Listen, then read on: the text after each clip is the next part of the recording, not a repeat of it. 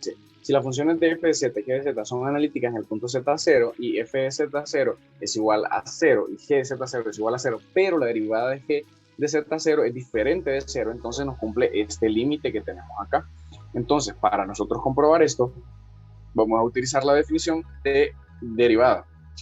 Bien, entonces nos están diciendo esto, ¿verdad? Que nos da esta forma indeterminada. Entonces, a nosotros aplicar el límite y aplicar propiedades de límites, nos tenemos que podemos aplicar esta propiedad, que vamos a dividir el límite entre el numerador y el denominador. Entonces, a nosotros multiplicar por estas ecuaciones, sin ningún problema, nos vamos a dar cuenta que nos sigue dando el mismo valor, la misma forma indeterminada que teníamos acá.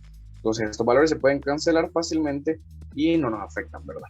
Bien, entonces ahora nos damos cuenta que nosotros al sustituir el límite, si agregamos estos valores de acá, no nos afectaría en nada, porque este valor de acá seguiría siendo 0, ¿verdad? 0 aquí, y por ende nos seguiría dando la forma indeterminada al final. Pero nos damos cuenta que ese valor que tenemos en el numerador va a ser igual a la derivada de f de z. Y de igual manera, el límite que tiene en el denominador nos va a dar el g de z. Y con la condición que nos dice arriba que g de z tiene que ser diferente.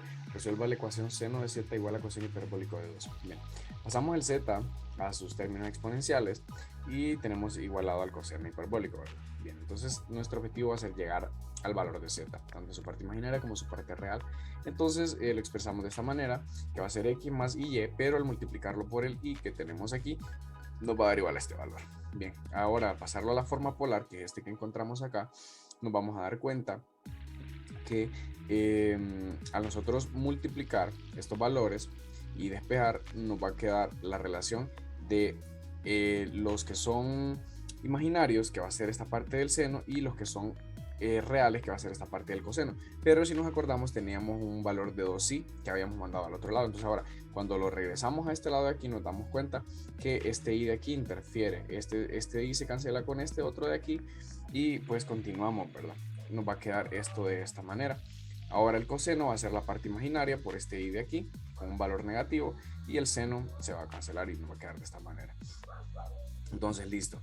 Como sabemos, hay una propiedad que dice que para que dos números complejos sean iguales, su parte imaginaria de ambos debe ser igual, y1 igual a y2, y su parte real también debe ser igual, x1 igual a x2. Entonces, para que esta igualdad se cumpla, debe ser verdad que seno por estos exponenciales va a ser igual a 2 coseno hiperbólico de 2, y también que coseno de x por estos exponenciales de aquí va a ser igual a 0. Entonces, porque es más fácil, entonces vamos a tomar estos valores de aquí y nos dice que coseno de x va a ser igual a 0 y que también estos exponenciales de aquí van a ser igual a 0.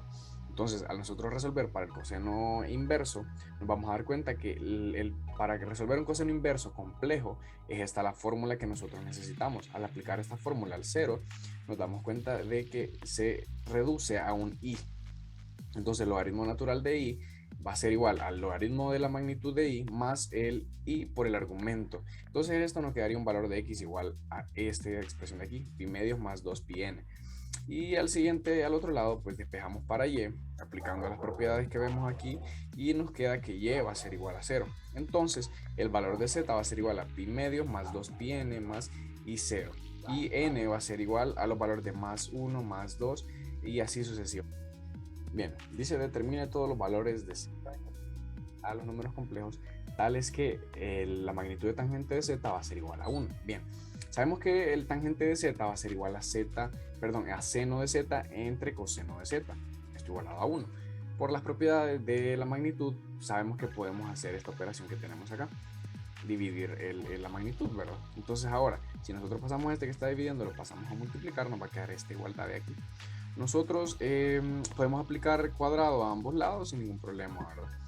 Y siempre y cuando lo hagamos a ambos lados. Bien, entonces lo hacemos aquí y nos encontramos con estas propiedades de aquí, que son de esa manera, ¿verdad? Estas del seno complejo. Entonces, al nosotros usarlas, nos damos cuenta que estos valores se van a cancelar y nos va a quedar seno a la 2 de x menos coseno a la 2 de x, que eso, si recordamos, es coseno de 2x. Entonces, al nosotros tener coseno de 2x igual a 0, nos va a quedar como en uno de los ejercicios anteriormente, coseno inverso de 0. Entonces, vamos a resolverlo de esta manera, igual con la misma ecuación de seno inverso complejo, y En la diferencia es que en esta vez vamos a tener un 2 aquí. Entonces, siguiendo el mismo proceso, nos encontramos que el valor de x va a ser igual a este de aquí. Entonces, para nosotros, para todos los números complejos, como nos decía en el problema, que tenemos que encontrarlo para todos los números complejos, entonces nuestro valor va a ser z igual a pi entre 4 más 2 pi n más y, donde y pertenece a los reales y z pertenece a los complejos. Los problemas expuestos en este video se realizaron con una computadora táctil.